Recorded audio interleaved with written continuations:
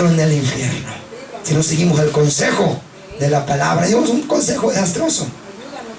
Es interesante observar el nivel espiritual del individuo que recibe el consejo de otros. Amén. Para que alguien te pueda aconsejar, tú debes primero pensarlo, verlo si es espiritual esa persona y si te puede dar el consejo, sí o no. Porque no va a ir con cualquier hermano, cualquier vecino, cualquier amigo a que te dé un consejo. No, ¿por qué? Si no tiene un nivel espiritual con Dios bien agarrado, te va a llevar quizás hacia la muerte. Pero eso téngalo bien en sus mentes. Un ejemplo humano positivo lo encontramos en Éxodo 17 al 25. Esto solamente es un consejo, amén, de un suegro, amén, de Moisés, que da un consejo bueno. Oigan lo que dice.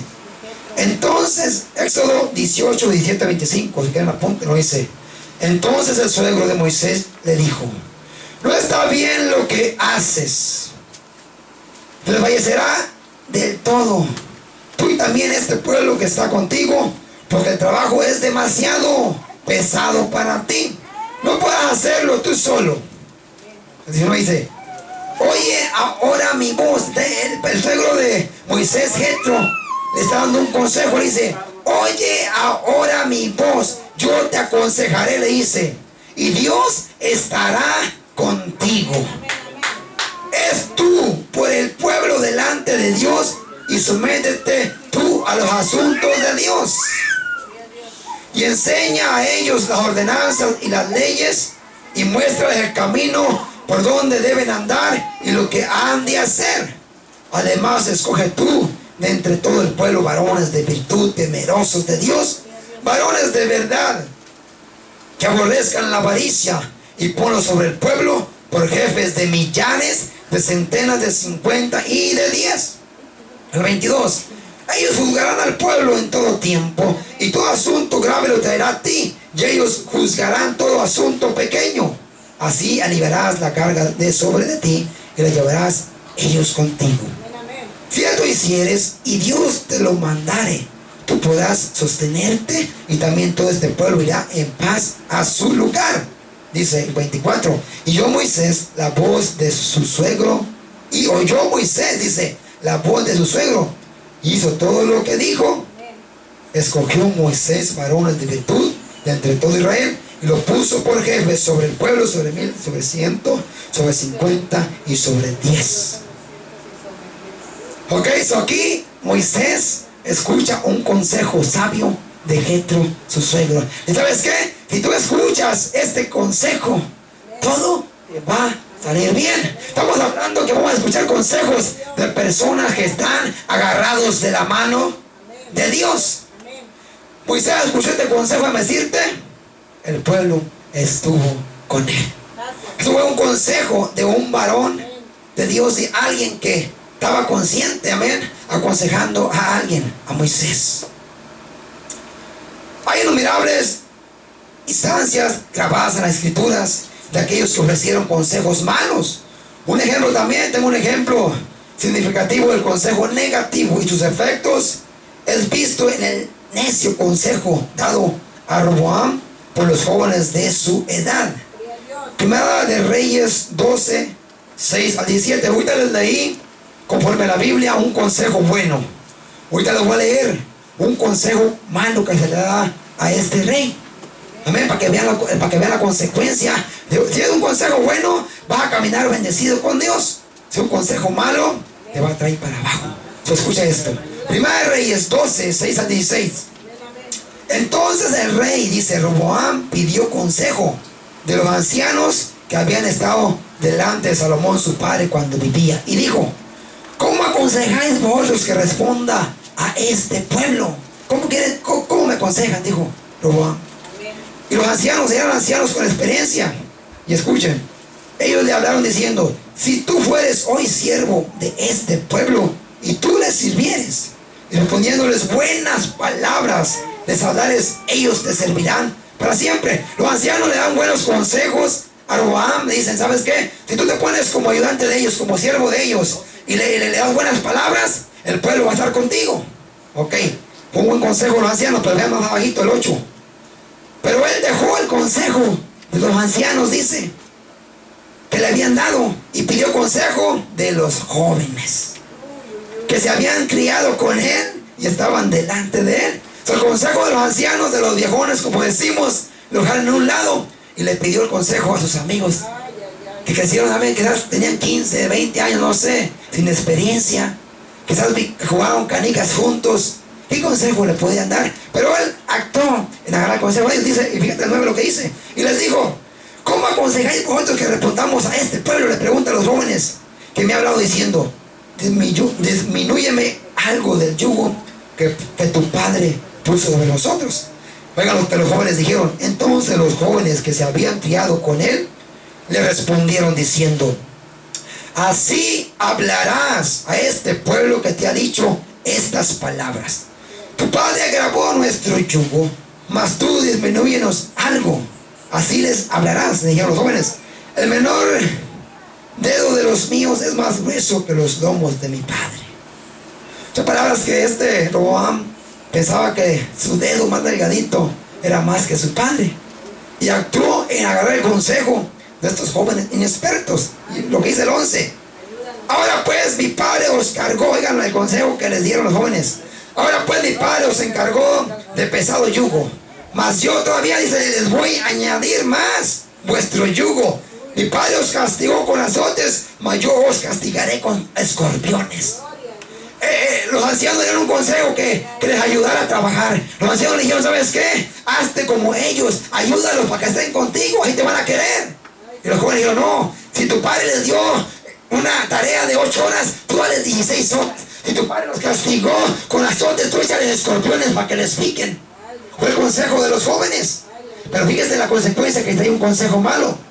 El 12.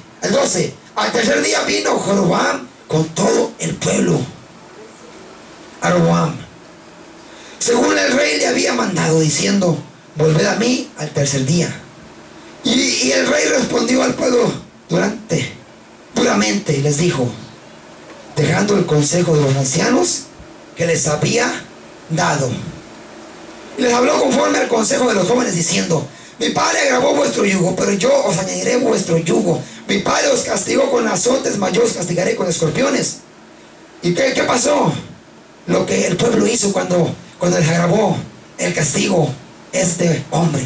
Dice el 15: y no oyó el rey al pueblo, porque era designio de Jehová para confirmar la palabra de Jehová que había hablado por medio de Ahías, silonita, Jeroboam, hijo de Nat. Cuando todo el pueblo vio que el rey no les había oído, le respondió estas palabras diciendo: ¿qué parte tenemos nosotros con David? ¿No tenemos heredad en el hijo de Isaí? Israel a tus tiendas, provee ahora en tu casa. David entonces, Israel, se fue a sus tiendas. Por la palabra que el consejo que le dieron a estos jóvenes, por no escuchar un consejo bueno, llevó al pueblo de Israel que se regresara a sus casas, a sus tiendas, y quedó el pueblo dividido. Ese fue un consejo malo. Hay consecuencias cuando escuchas un consejo bueno de alguien que está agarrado a Dios. Hay consecuencias malas cuando escuchas un consejo también cuando no estás, aleluya, agarrado de la mano de Dios. Amén. Lo que quiero que entiendan ahorita es que no escuchen un consejo de cualquier persona. Si no sabe o no sabe la palabra de Dios, o no está agarrado de la mano de Dios, en vez de que te ayude, te va a llevar abajo. Amén. Eso que les quede bien en sus mentes. Una persona bendecida no se para en el camino de pecadores. Esta frase puede tener un doble sentido. Primero, la persona bendecida no camina en el camino de pecadores. Un hombre, bien dijo, un hombre bendecido no holgazanea en la envidia en que los pecadores van.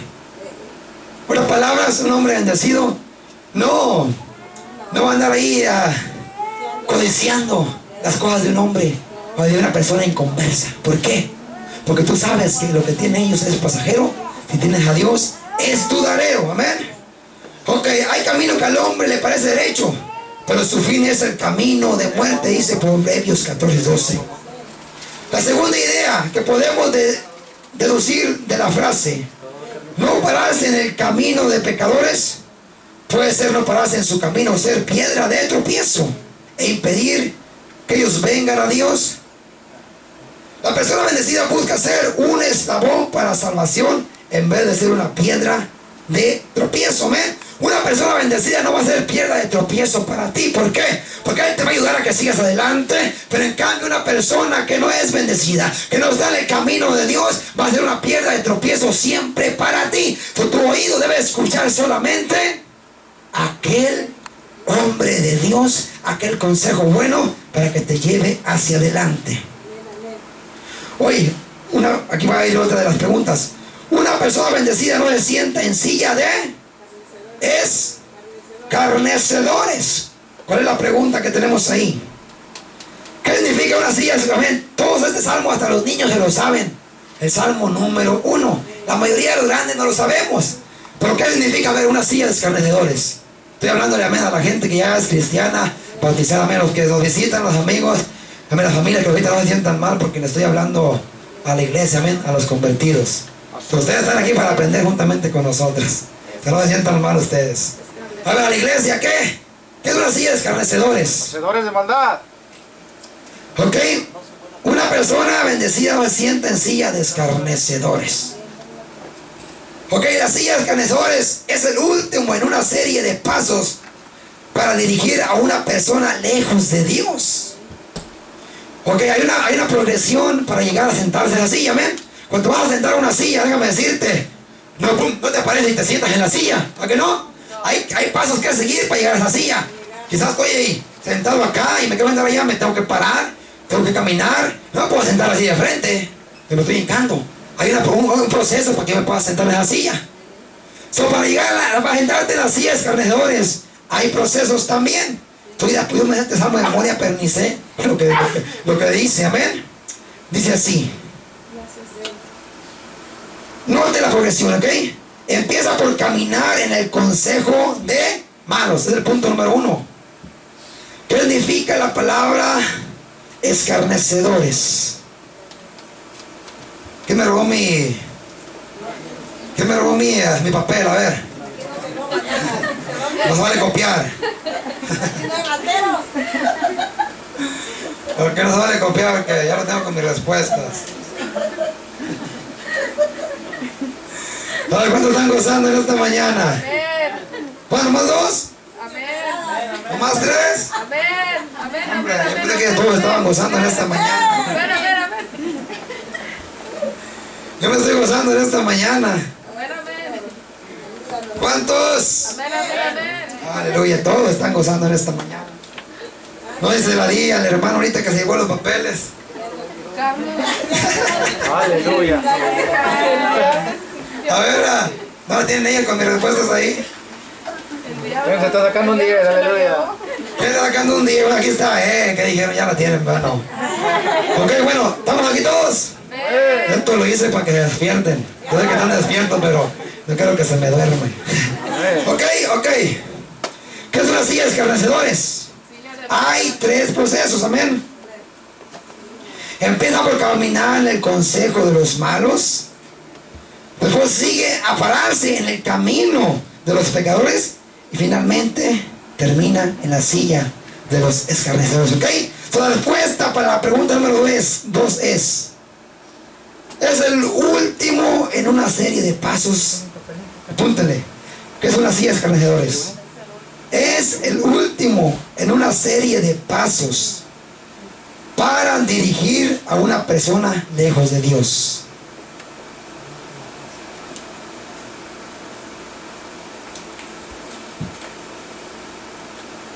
Es el último en una serie de pasos para dirigir a una persona lejos de Dios.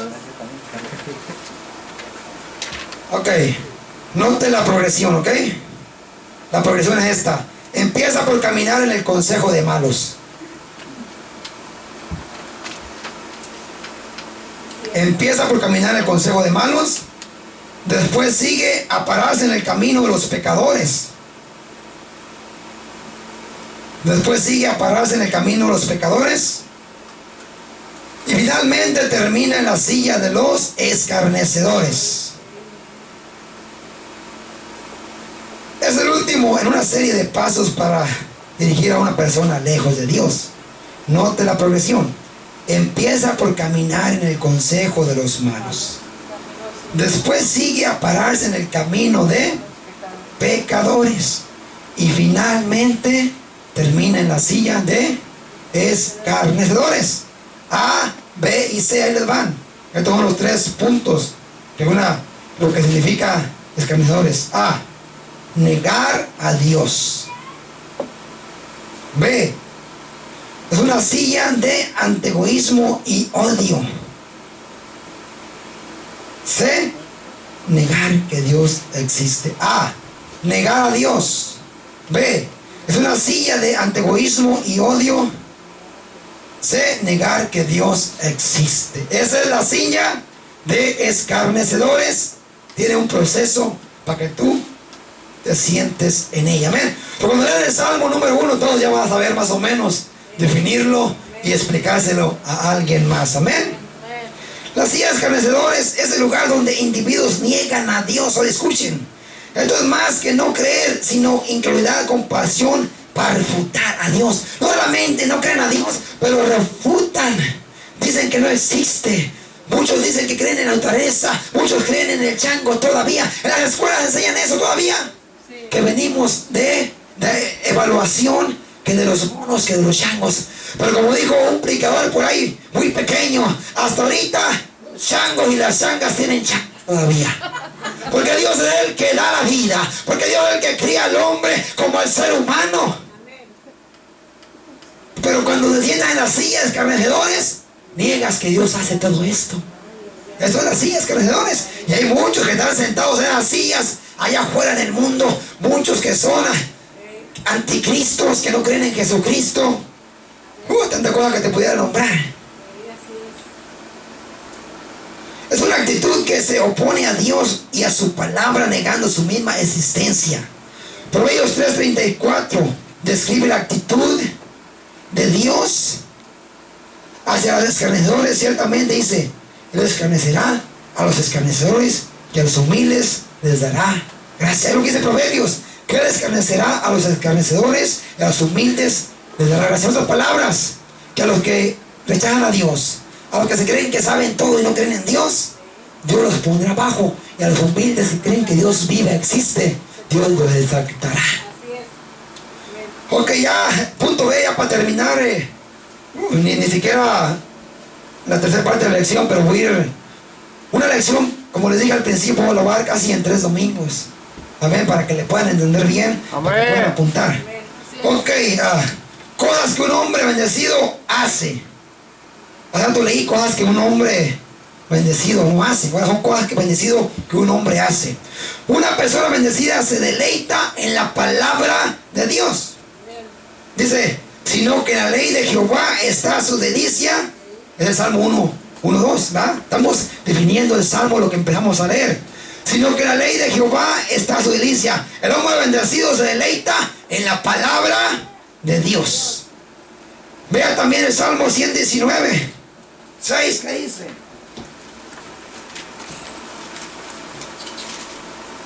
Salmo 119:6, ¿qué dice?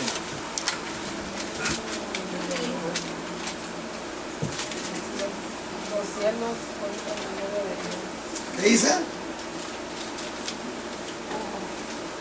Ahí le va. Salmo 119:6 dice: me regocijaré en tus estatutos, no me olvidaré de tus palabras. Un hombre bendecido siempre dice esto: me regocijaré en tus estatutos, no me olvidaré de tus palabras. Un hombre bendecido nunca se va a olvidar de Dios. También el 24 y el 47 dice, el 24 el mismo 119: pues tus testimonios son mis delicias y mis consejeros. Imagínate lo que es un hombre bendecido. Se deleita en la palabra de Dios. Salmo 119:47: y me regocijaré en tus mandamientos, los cuales he amado. Ok, la pregunta número 3: ¿qué significa delicia? Amén. Una palabra sencilla, quizás muchos lo saben, los que fueron, amén, los que han estudiado algo. Bueno, les voy a decir la respuesta. ¿Qué significa una delicia? Palabra delicia: algo agradable. Tener placer en o dar placer. ¿Dónde significa la palabra delicia? Tener placer en o dar placer. ¿Ok? ¿Están todos ahí? Ok. La palabra Elisa significa tener placer en o dar placer. El hombre bendecido está contento y encuentra placer en la ley de Dios.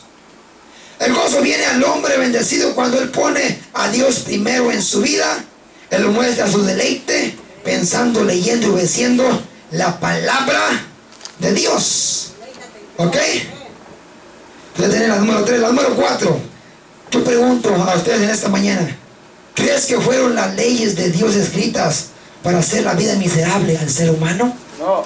Porque muchos ahí se sienten en la calle, porque no pueden tomar, porque no pueden tener más de una mujer, porque no pueden ir al baile, porque no pueden hacer lo que Dios les da la gana. Piensan que Dios dejó su palabra para hacer la vida miserable a nosotros, pero no es así. Si Dios dejó su palabra fue por qué, porque Él quiere que tú y yo nos salvemos de esta perversa generación. Entonces yo pregunto, la pregunta número 4, ¿crees que fueron las leyes de Dios escritas por hacer la vida miserable a ti y a mí? ¿Tú crees que Dios va a querer que tú y yo seamos miserables? No, pero ¿por qué las dejó? Porque Él sabía que necesitas estas leyes. ¿Para qué? Para poder heredar la vida eterna. Entonces la respuesta es no. ¿Crees que fueron las leyes de Dios escritas para hacer la vida miserable al ser humano? No. Ok, ahí te van unas notas para la respuesta. No solamente no, sino para que entiendas un poquito más. Notas para la respuesta. Fueron escritas, ¿hoy por quién? Por un Padre celestial, amoroso, que tiene cuidado de sus hijos. El hombre bendecido entiende que la palabra de Dios y sus leyes y sus mandamientos no fueron escritos o escritas para hacer la vida miserable a ti o a mí, no, sino para hacer la vida más tolerable. So, miserable y tolerable rima, pero no lo mismo. ¿A que no? No. So, miserable es que te andes quejando por todo y que no puedas hacerlo, sino que Dios la dejó para hacer la vida tolerable. ¿Para qué? Para poder entrar al reino de los cielos. So, la respuesta número 4, esa es. Como queda, si no la acaban de apuntar, ahí me la piden y ahí las pasamos. Ok, voy a seguir para terminar ya esta clase, que ya voy con el tiempo. Tras de mí, ¿ok? ¿Dónde está Dios? Esa es la última pregunta. Fue escrita por un Padre celestial, amoroso, que tiene cuidado del Hijo. El hombre bendecido entiende que la palabra de Dios y sus leyes no fueron escritas para hacer la vida miserable, sino para hacer la vida más tolerable. Esta pregunta, ¿dónde está Dios? Yo, me puse a pensar cuando estaba estudiante, apuntando, pues, dije yo, pues ¿dónde está Dios? Me pregunté. Amén. Pero déjame decirte, un joven en cierta ocasión, leyendo la Biblia, sentadito, estudiaba la palabra de Dios. Llegó un anciano con experiencia, una persona adulta, que quizás él pensó que sabía la Biblia al revés y al derecho. Y le dijo al jovencito que estaba ahí sentado, le dice, jovencito, te doy 25 centavos si me dices tú dónde está Dios. Pero miró que estaba estudiando, dijo, esta debe saber dónde está Dios. Entonces el jovencito se sonríe con una sonrisa pentecostal, no colgate, porque ellas están en los comerciales solamente. Sonrisa pentecostal es aquella sonrisa que viene del corazón, sincera. Se levanta este joven y dice, riéndose con respeto al Señor, le dice, bueno, yo te voy a dar no solamente una cola, pero te voy a dar $1 si tú me respondes dónde no está Dios. Aleluya. Ay, Señor. El anciano pensó que lo iba a agarrar, que iba a saber más que el joven, quizás en este punto, si lo puedes ver así. Le pregunta, jovencito, te doy una cola si me dices dónde está Dios. Entonces el joven, ¿por qué? ¿Por qué contestó así? Porque estaba haciendo lo que tú estás haciendo en esta mañana, escudriñando la palabra de Dios. Y digo, ¿sabes que yo te voy a dar $1 si tú me contestas dónde no está Dios? El anciano se quedó callado y sonrió y dijo, en verdad vale la pena escudriñar la escritura, porque aquí sabemos de antemano que encontraremos la vida eterna. ¿Cuál es la respuesta? ¿Dónde está Dios? Omnipresente. Ok, bueno, pero no solamente así, es que si afuera te preguntan, que dicen, no, pues está en todos lados. Pero a ver dónde dice la Biblia que está Dios. Bueno, ahí te va porque le apuntes. La respuesta es en todas partes, claro que sí. Pero en Hebreos 4:13 dice así. Hebreos 4:13, ya para terminar. Si quieren, apúntenle y pónganse de pie para que se vayan destruyendo, que estamos a cantar ya. ¿Dónde está Dios? En todas partes. Hebreos 4:13 dice: y no hay cosa creada que no sea manifiesta en su presencia. Antes bien, todas las cosas están desnudas y abiertas a los ojos de aquel a quien tenemos que dar cuenta. Salmo 139, apúntelo, 7 al 12 dice: ¿a dónde me iré de tu presencia, de tu espíritu? ¿Y a dónde iré de tu presencia? Si me subiere a los cielos, ahí estás tú, Dios. Y si al Seol, al mismo infierno, oh, hiciera mi casa, mi estrado, de aquí, ahí estás también tú. Si tomare las alas del alba, dice, y habitare en el extremo del mar, ahí estás tú también. Aún allí me guiará tu mano y me asiará tu diestra. Y el 11 dice: si dijere ciertamente las tinieblas me encubrirán de ti, oh Dios, aún la noche resplandecerá alrededor de mí, aún las tinieblas no encubren de ti. Y la noche resplandece como el día. Lo mismo le son a Dios las tinieblas que también como el día, como la luz. ¿A dónde podemos irnos de Dios? A ningún lado. ¿Dónde está Dios? En todos lados. Amén. Puestos en pie. Esta fue la primera parte de la lección. Amén, amén, amén. ¿Cuántos saben cómo se llama la lección que estamos viendo esta mañana? Hombre bendecido. Amén, él lo dijo aquí, tu hermano, amén. Ahí está en tu papel, en tu hoja, para que no te olvide. Un hombre bendecido. Y a su nombre.